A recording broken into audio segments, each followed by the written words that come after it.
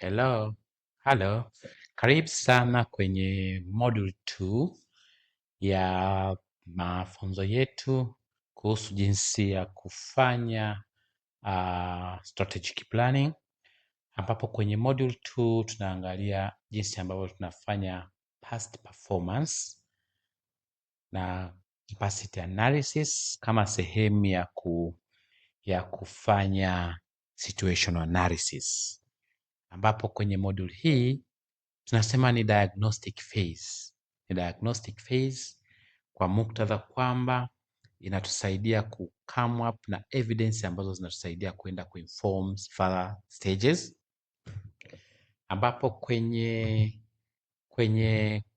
module hii lengo letu kubwa ni kutaka kuanalyze past performance, lakini pia tunataka kuassess service delivery, tunataka kuanalyze kwa ajili ya kuvalidate outcomes, tunataka kuevaluate capacity ya organization, tunataka compare organization moja na nyingine. Tunataka tufanye hayo mambo wakati tunafanya hii module.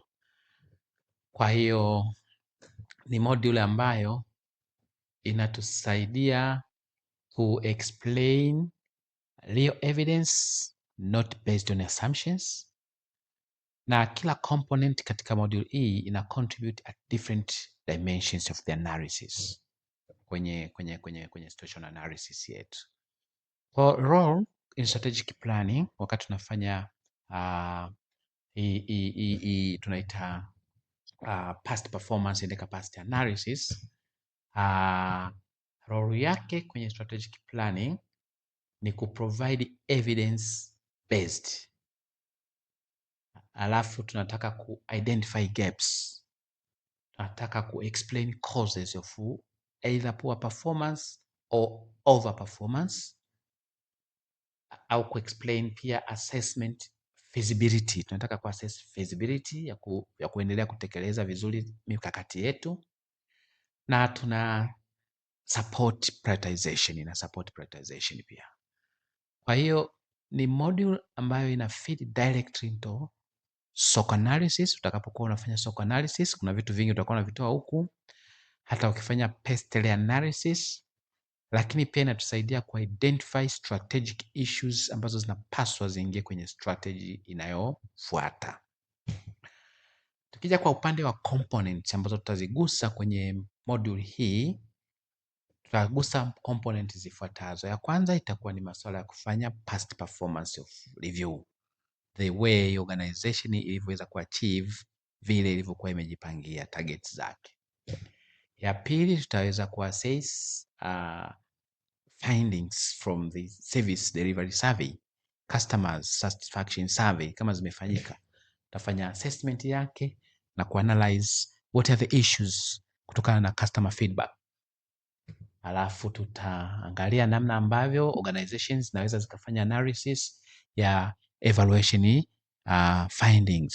Say wamfanya evaluation, end term evaluation, mid term evaluation au any other evaluation, how that evaluation report ina feed kwenye development of the new strategic plan.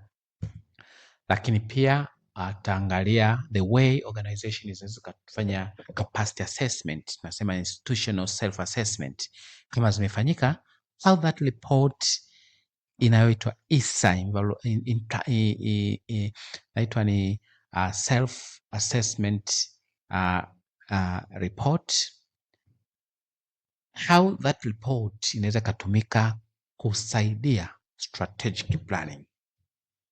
Halafu pia tutaangalia issue nzima ya benchmarking, namna gani organization inaweza benchmark with other organization ili kuwaona namna ambavyo ya kuadopt better strategies kwenye strategic plan yake, ili na yenyewe iweze kuwa bora zaidi kuliko ilivyotangulia katika kipindi kilichopita. Kwa hiyo hizo ndio key components. Questions, tutakuwa tuna maswali ambayo ni lazima tuyajibu kwenye module hii. Lazima tuhakikishe tumejibu maswali yafuatayo. La kwanza, lazima tuhakikishe tumejua what did we achieve kama organization yetu in the past 4 years. tumeachieve kitu gani kati ya vile tulivyosema kwenye target zetu. Halafu ya pili tunataka kuangalia customers, feedback from the customers. What do they say about us? What their experience? Tutazipata huko. Tutataka pia tujue what outcomes occurred. Je, kuna matokeo yoyote ambayo tumeyaleta, changes? Halafu tutataka kujua can we deliver, tuna capacity kama organization ya kuendelea kudeliver huduma ambazo tumepewa tuzitoe, ambapo tutafanya capacity assessment, ambapo tutafanya self assessment report. Halafu tutaangalia how do we compare ourselves with others, ndio benchmarking hiyo. Then from that tutakuwa tumepata output. Tukikamilisha hayo tutapata output za performance gaps, tutapata root causes, tutapata capacity constraints, tutapata benchmark insights, lakini pia tutapata some inputs for SOC analysis and the strategic planning kama critical issues.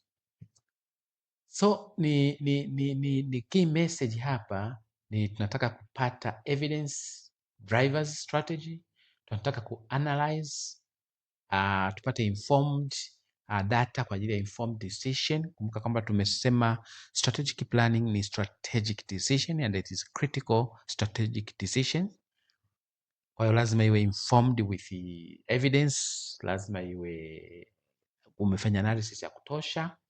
Halafu tutaangalia capacity ya organization kama kweli ipo ya kuweza kudeliver vizuri zaidi katika phase nyingine ya strategic planning. So nawakaribisheni sana kwenye hii module uweze kupitia lessons zote ambazo tumeziandaa. Karibu sana, muendelee kuenjoy na class yetu.